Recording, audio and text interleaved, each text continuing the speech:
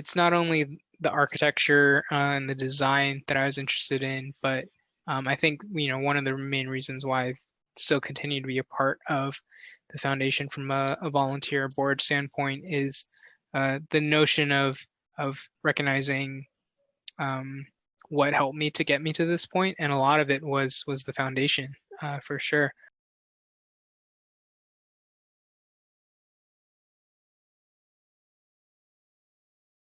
Can we just jump right in, and Yeah. can you tell us just a little bit about yourself and your background?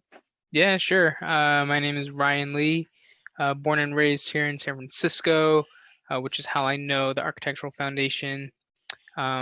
Was involved with them a lot in high school growing up here. I'm currently a senior associate at Woods Bagot, so I've been in architecture professionally for about 10 years now.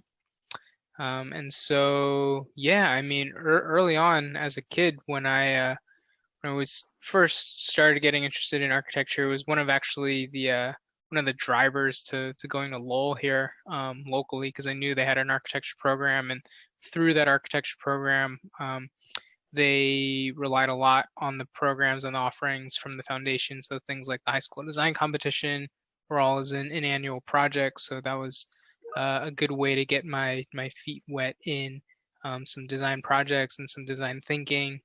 And as I continued that through college, I went to California College of the Arts, got my Bachelor of Architecture there, and have been involved with the foundation in a volunteer process and now the board for the last about 4 years.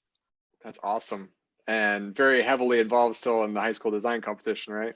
Yeah, it's something that I've chaired now for the last 6 or 7 years now. So went from participating in it to writing the brief for it. So it's been a full 360 transition, which has been fun.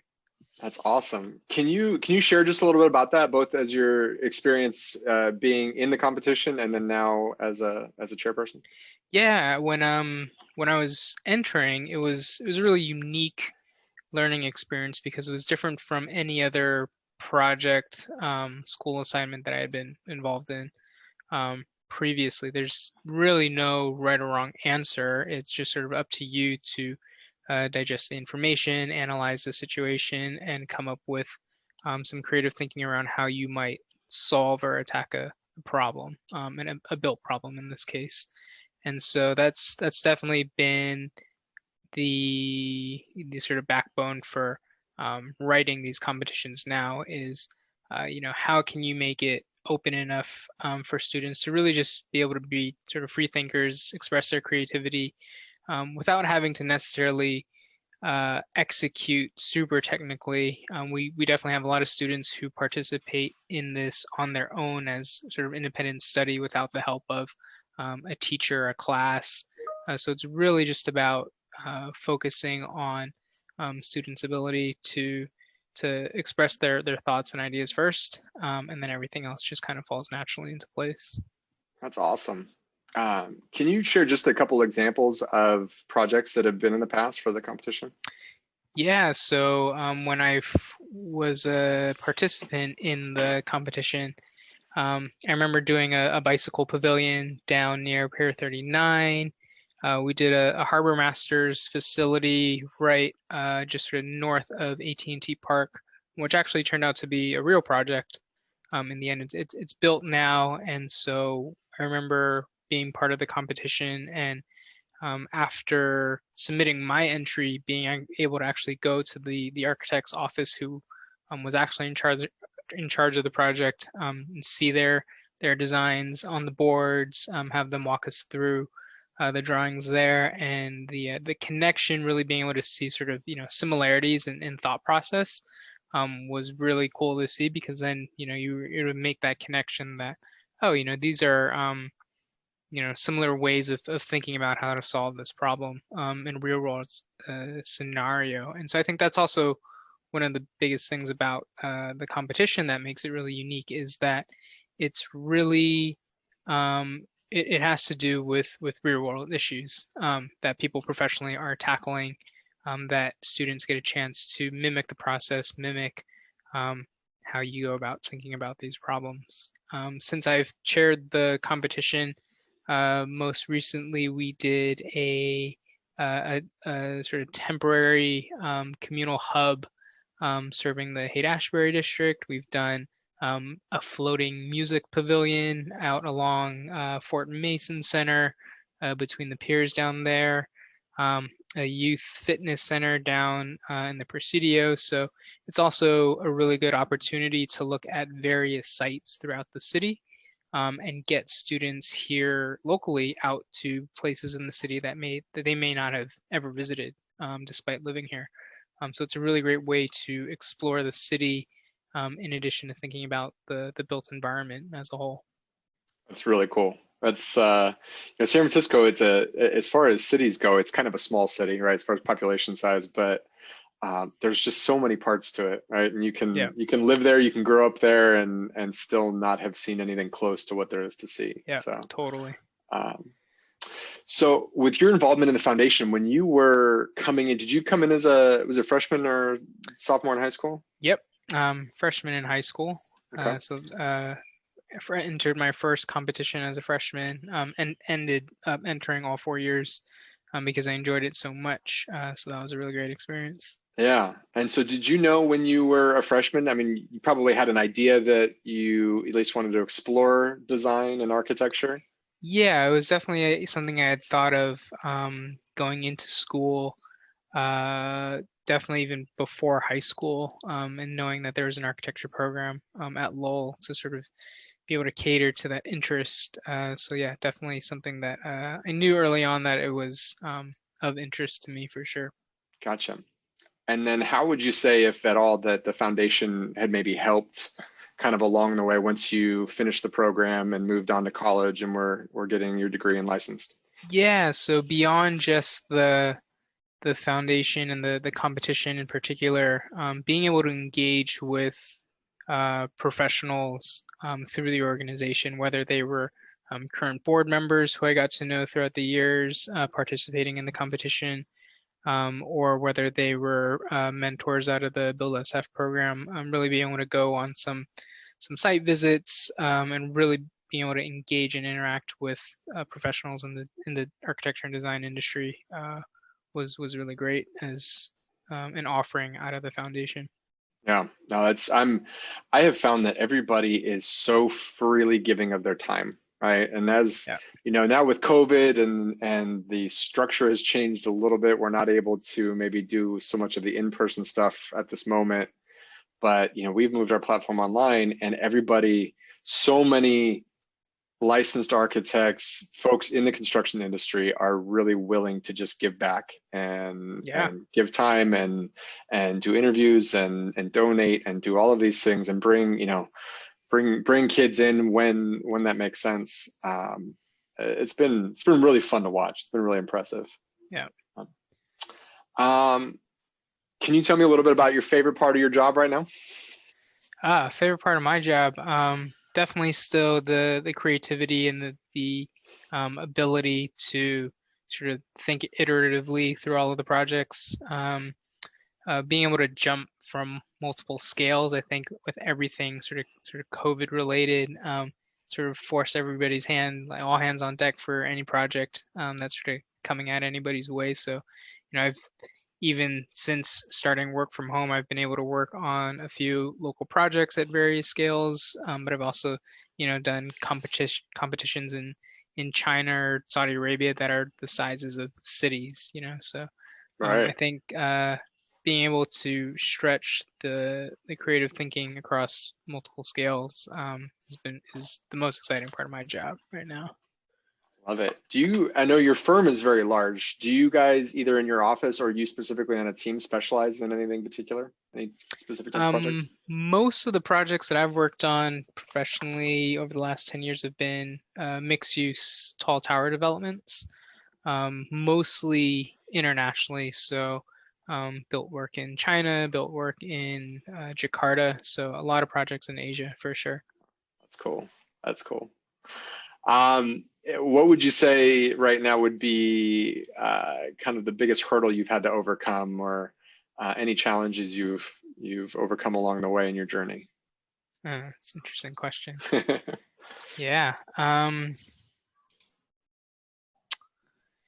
I mean, I think my journey from when I started to where I'm at now has been pretty streamlined. I mean, I think just being able to go through an architectural program in high school that was facilitated by the foundation, um, that also had ties, the foundation, to CCA through um, the CCA's pre-college architecture program, and being able to attend that, which is eventually where I went to school, which is where I ended up meeting a bunch of my principals at my current firm, who were just so happened to be teaching sort of a guest studio in my last semester.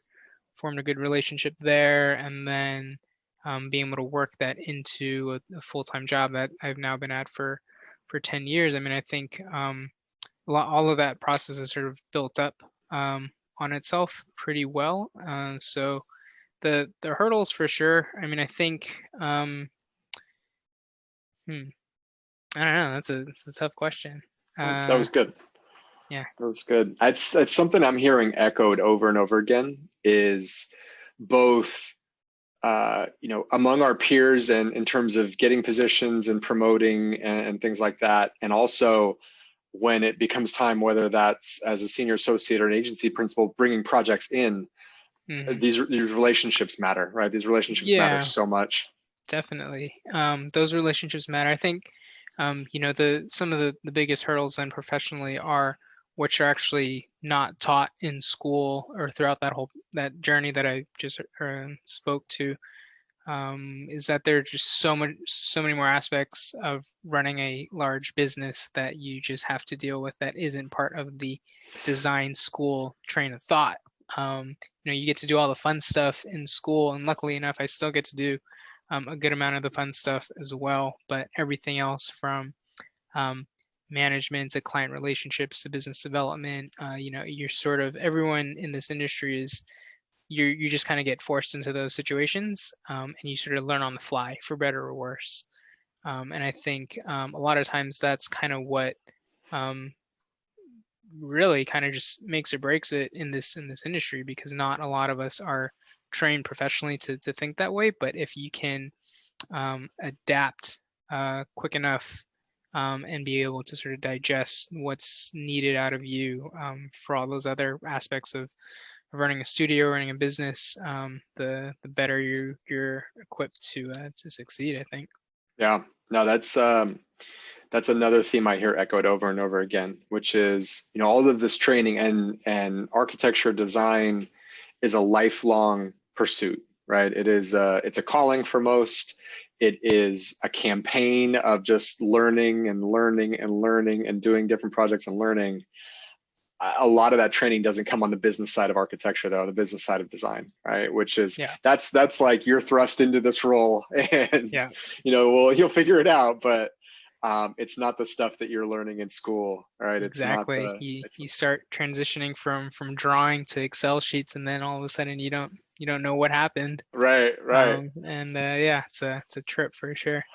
A fairly high percentage of architects actually end up, I think, as sole proprietors at some point in their career, and I think that's just my own speculation, but I think it's that wanting to be an artist and just not necessarily living to make a lot of money or do anything like that, just to be able to kind of pick and choose the projects and Yeah. have that kind of artist lifestyle. So that's cool. Um, is there a project that stands out in your mind as something that was either you're most proud of, or was just a really great experience, or maybe you learned the most on, something that sticks out? Yeah, so I've been working professionally for about 10 years now, and one of the projects I've been working on sort of on and off for the last 8 years of those 10 years, which is a tall tower in Beijing, on the Third Ring Road, right across from China World, and the an OMA CCTV tower. So pretty prime location, pretty interesting evolution of that project from something that we had gotten in concept off a competition to now finally just a couple months ago seeing it topped off, but having to go through the drawing process on that multiple times over throughout the years with uh, different changes, different even just heights, and the tower changed drastically over the years and done multiple iterations of that. So it's been sort of a legacy project in the studio that I've um, fortunately been at this point probably the only person left who's actually seen it from beginning to where it is now. Start to finish. That's cool. So that's a really cool thing to see, is that full process. Despite the fact that I wasn't able to get out there on the actual job site to actually see it get built in person, but just to sort of see it taken all the way through construction has been really great. And there were, that was probably the first large project where I learned a lot technically and was able to take in a lot from a few of the mentors that I had here in the studio. So it's definitely been sort of an all hands experience project for sure. Right. I mean, an 8-year project.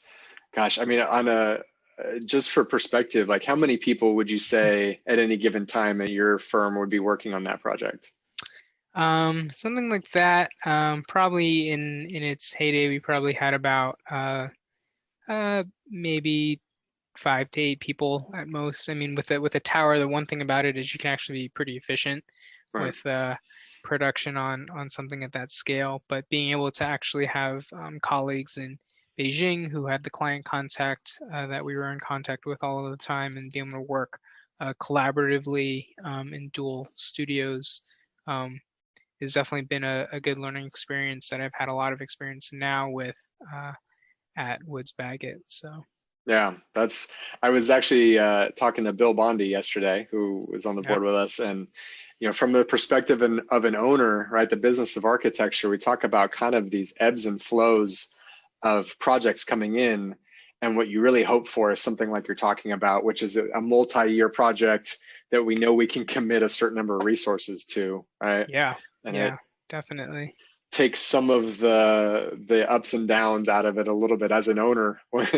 Yeah, for sure. You have to definitely balance your books for sure with a lot of the little things until you get something bigger like that Right. to sort of offset everything for sure. And then just the length of time just gives you an appreciation for how long it takes for these things to manifest themselves into real life buildings, and the amount of people that are involved in all aspects to make something like that come to fruition finally. So. Right. Right. Um, who are a couple people, one to maybe 2 or 3 people that you can think of that have kind of helped you along the way get to where you're at now? Um, I mean, well, definitely my parents to start, setting a good foundation for everything that I've been through on the academic trail into the professional setting for sure. Are your Um, parents, do you come from a design family? Are either one of your parents my architect, both my engineer? parents are not. Okay. My mom's an occupational therapist, and my dad worked in telecommunications for a very Okay. long time. There are a lot more architects and designers in the extended family side for sure, but definitely not my two parents. But them just sort of setting uh, both in academic rigor, but also allowing me to sort of pursue whatever my interests were at that point in time. And architecture was definitely something that was big then, and them helping me along the way. I mean, I think, I went to college here locally at California College of the Arts, so all of my classes were here in the city. And so we would have end of semester reviews for all of our projects, and I don't think I had a single review where at least one of my parents wasn't actually in attendance, which was kind of rare because you usually don't go and see students' parents at these reviews on architecture crits and everything like that. But just the fact of being local here and their support has been great. Even when I chair these high school design competitions now, they're always in the audience, even though I'm not participating anymore. I'm just kind of running the thing, but they know Alan pretty well by now, so they've definitely been a huge support in getting to me where I am now. That's awesome. Yeah, I think for sure. I mean, Alan too. Given the fact that he's been ED with the foundation since I've known the foundation, and I've come to know Alan in sort of throughout my academic and professional career, and so I've been able to interact with him from different aspects and perspectives. First as student and professional, and now as professional sort of colleagues and on the board. So being able to go through that evolutionary process with him has been really interesting because it's not only the architecture and the design that I was interested in, but I think one of the main reasons why I still continue to be a part of the foundation from a volunteer board standpoint is the notion of recognizing what helped me to get me to this point, and a lot of it was the foundation for sure. And so being able to sort of put all of that energy back into it is something that's really resonated with me, and is definitely that is of importance to me as I start to continue to grow my career. Right. No, it's such a cool thing that, I mean, your perspective is a little unique in that you came up through the foundation and then now you're be able to get back on that level. uh, it is so, it's just fun to watch the people who help and the legacy that they want to leave, right? And there's not a whole lot of recognition in it. There's a lot of time spent on it, and Yeah. and it's literally just a pay it forward mentality, right? Somebody was Yeah. willing to help me, Mm-hmm. get to where I'm at. A lot of people did a lot of things that they aren't going to get recognition for, and I'll go ahead and do that for the next generation, understanding that hopefully somebody comes behind me with the same mentality, right? Yep. That's That's a all it. pretty cool, it's a pretty cool thing. Yeah. But so just two more questions for you. Who are some leaders in the design world, either locally or worldwide, that you kind of stand out in your head, that you admire? Ooh. Yeah. Yeah. Interesting. Um, hmm. I don't know. I'm gonna have to think about this one for a little No bit. worries. Yep, that's Maybe fine. go on to the How next question first. how about the best advice you can give to an up and coming design professional? Oh, this one is good. Um, for any up and coming design professional, I would say uh, one, in be able to enjoy the experience as you sort of go through multiple phases um, of the education process to becoming a professional, and that sort of whole transition. Um, the the education process is definitely a lot of fun, and it's definitely a lot different than the professional environments in certain aspects. But I think as we alluded to earlier, especially in the design um, industry, the built industry, there's a lot of growing that needs to happen as part of the professional experience that you're just actually not taught early on. So being able to actually enjoy your experience in the phase as an academic student while you have the chance to really sort of push the limits in creativity and exploration, and hopefully you're able to do that well enough that you can still carry forth a lot of those ideas and that energy into the professional world, for sure. I would say other things, especially in this field, be able to get a hold of time management early on would be something that is super key. That I think a lot of us, even as professionals doing it for multiple years now, just still can't fully get a grasp on. I think it's part of the nature of the business, but if you're able to do that early on as a young design professional, more power to you. A good one. Yeah. That's I think that's a really important one. The concept of time is something that comes up as a theme, because I feel like in architecture and design, different than a lot of other industries or professions, you just continue to get better, right? As you gain this experience, I mean, as you hit your 50s and your 60s, and I mean, there's designers that practice into their 70s and 80s, and I've heard of 90s even.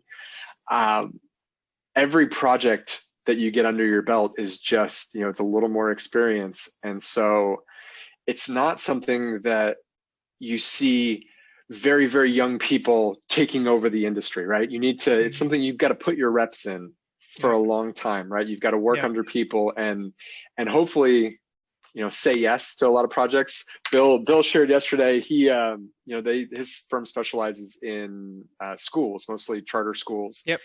And he said the first project he ever did with a charter school, the agency principal was having a meeting and asked for a volunteer, somebody that would be willing to work on this project. And everybody was looking down and looking away. And he kind of sheepishly raised his hand and said, "I'll do it." And he's like, I've only worked on schools since then, right? So just that ability to say yes and to try new things and just keep on going. Yeah, that sounds like a Bill story for sure. He's a character. So yeah. Awesome. Well, man, this was great. Any closing thoughts as far as if you were gonna offer up some advice to somebody who was in the foundation, who was either looking to go study architecture as a bachelor's, or maybe even somebody who's getting ready to graduate and is kind of looking for their first job and going to take those steps towards getting licensed? Yeah. To carry as much momentum as you can coming out of school into what your next goal is. I think a lot of people are super relieved once you wrap up school and you transition to a professional setting that you're just happy to not have to carry the burden of schoolwork with you, and you can just enjoy being a working professional. But it's always sort of what is that next thing that you're looking to attain, right? It's after you get the job, then it's licensure, or it's credentials and something else. Like there's always something else to build your resume and your career off of, and to sort of stay on task to be able to accomplish that. I think is definitely key if you're just sort of in that transition period, for sure. What's next down the line for you, and how can you achieve that and maintain all of that momentum? Awesome.